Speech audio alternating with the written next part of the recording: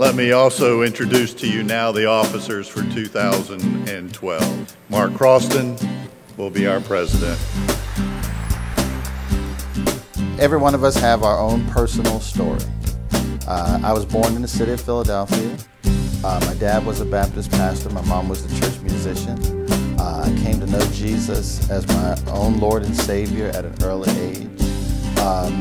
But life wasn't necessarily always easy. My dad died in my first month of first grade, and my mom had to raise myself, 5 brothers, and 3 sisters on a cafeteria worker's income. I went to University of Pennsylvania to be an engineer. I wanted to be an engineer since I was in 8th grade. People have been telling me at different points in my life they thought I was going to be a preacher. I told them that they were joking because that was the last thing in my mind. I really wanted to be an engineer with every part of me. I worked at the IBM Corporation, loved every minute of it, absolutely every minute of it, and was being very successful in the process. And God called me to leave that and to travel across the country to go to seminary at Southern Seminary. And I went from Southern Seminary to Suffolk, Virginia. And I've been here working out that call for these 24 years, and it's just been exciting. It hadn't always been easy, it hadn't always been beautiful. Everything hasn't gone the way I've wanted it to every day, but like the old song says, I wouldn't take nothing from a journey. My wife of 26 years died of breast cancer in 2008. It was her third battle with breast cancer over a 10-year period. So that was a very, very sad time.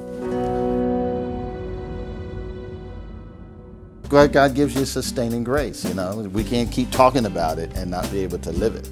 But in August of this year, I was able to be remarried. So I now have a new wife and went from 2 kids to 4 kids, and so doing fine. Well, I'm excited about the opportunity to be the president of the Virginia Baptist General Association. Not only is it, I guess, historic in nature, being the first African American to serve as president, but it's a great opportunity for service to the 1,400 Virginia Baptist churches that we serve. I think it is important in the aspect that it shows that we have come to the point in our history that race is not a defining characteristic, but your own contribution from your leadership abilities and from your character.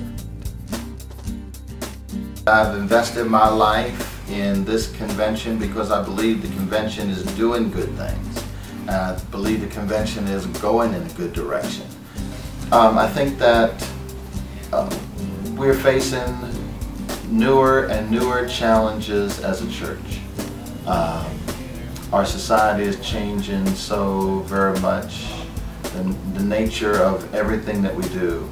And I think that Virginia Baptists have consistently tried to stay on the cutting edge of those kind of changes, to encourage our churches to be innovative and thoughtful.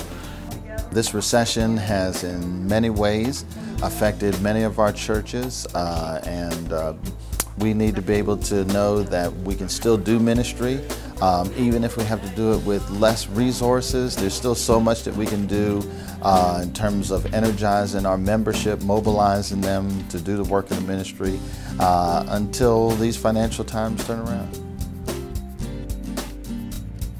The most important thing is declaring the message of Jesus and allowing people to see the love of Jesus in our lives so that they might be drawn to Him. Jesus said, by this will all men know you're my disciples if you shall love one to another. And love doesn't cost anything.